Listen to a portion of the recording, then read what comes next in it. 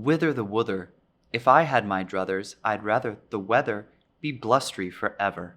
This will be a very short talk about Wuthering Heights by Emily Bronte, a novel which I enjoy and which I think, given the opportunity, you should probably read. I like the word wuthering a lot. It feels very awkward and ungainly in the mouth.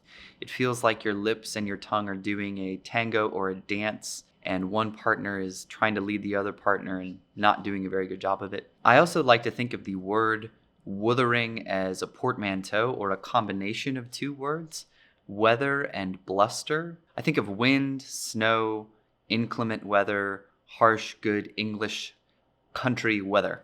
Heathcliff as a character is interesting too from his name.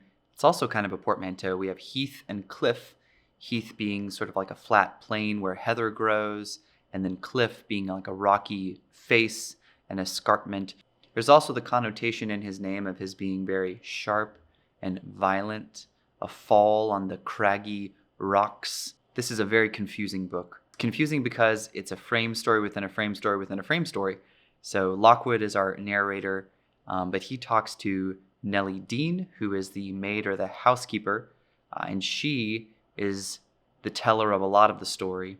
And then even at one point, she is remembering reading a letter from Isabella. So it's a letter from Isabella written to Nellie Dean as told by Nellie Dean to Lockwood, who is narrating the story. So that's at least, that's 3 removes away from the direct action. So you can understand it's a little confusing. It's also a confusing novel too because the family tree is so twisted and convoluted and tortuous.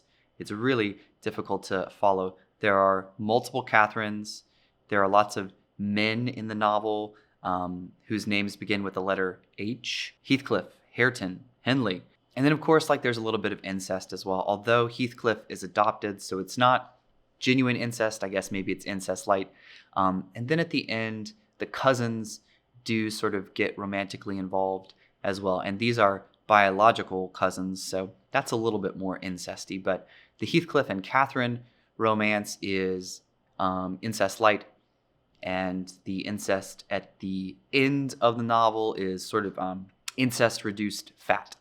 Yeah, it's incest reduced fat. So Heathcliff and Catherine, there's not much novel that can be said about their relationship. It's been explored ad nauseum by a lot of people. But perhaps what we can say that maybe hasn't been explored as much is that they are both in a state of arrested development, even as adults, nostalgically remembering their childhood spent alone, isolated together on the moors, ostracized and outcast from their family, but yet having a home or having found a home in each other. I also read in this novel a conflict between paganism and Christianity.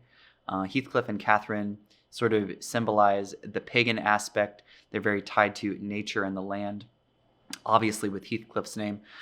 But also with Catherine, she has a dream where she is thrown out of heaven and is resigned to sort of roaming the windswept moors for the rest of her ghost-like, wraith-like existence. She also longs to be buried in the ground, to be one with the ground. So there's this idea of the romance with Heathcliff being a union or a kinship with nature and a wanting to return back to nature and all of the promise of wildness and love that it entails or that it holds. Nellie, as the narrator in this book, is pretty interesting because she's kind of a snake, or at least that's how I view her. I think that Nellie, on a first read, you might think that she is disinterested or she doesn't have a bias. She doesn't have any skin in the game or anything like that.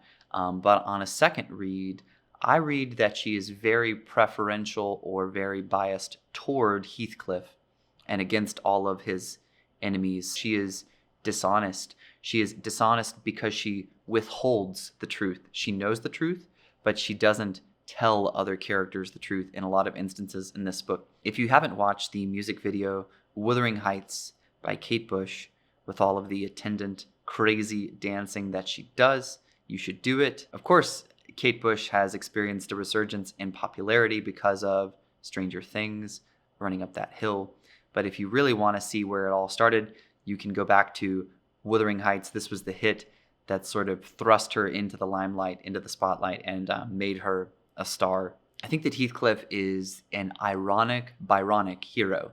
And by that I mean Lord Byron has this idea of a hero being very dashing and tall, dark, and handsome, and sweeping ladies off of their feet with these grand gestures. And Heathcliff is a little bit of that, but this novel explores the limits of that idea, or maybe challenges it and upends it and subverts it, because Heathcliff is very violent, very cruel, very uncaring, very unheedful of anyone else's feelings, even Catherine's.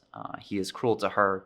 There's a point in the book when Catherine describes Heathcliff as being a part of herself, or being so much like her that they are the same person. And their love is one of love and loathing. I think logically that this implies a sort of self-loathing. Heathcliff, probably because of his upbringing, because he was adopted as a gypsy and sort of ostracized by Hindley, and Heathcliff is treated almost as like a mongrel, a mutt, a mangy dog, which, by the way, there are lots of dogs in this book, and a literary theory of mine is that Emily Bronte had a traumatic experience with a dog in her childhood, and she's writing out that trauma in this book, because all of the dogs in this book are violent, with names like Throttler and Skulker. I think Emily Bronte probably has some trauma with dogs. So is the love between Heathcliff and Catherine one to be envied and one to aspire to? And I think the answer to that is no. That is briefly why I like Wuthering Heights. I hope you choose to read Wuthering Heights. I don't think you'll be disappointed. You should read it with a group. You should read it in a book club or in a class, because you're going to want to discuss it. You're going to want to talk to other people about the characters and how breathtakingly cruel they are at times, and also how interesting their flaws are, because it is wonderful to see characters with deep flaws, because it makes you feel good about yourself. It makes you feel like at least you're not Heathcliff, at least you're not Catherine, at least you're not struggling to that degree. So even though these videos are examples of me sort of preening and posturing and trying to appear intelligent and smart and educated, and all of those things, a projection of ego, at least I'm not Heathcliff, and at least I'm not Catherine, and at least I'm not that egotistical where I want to dominate everyone around me and crush my enemies under the heel of my boot and do all of that stuff.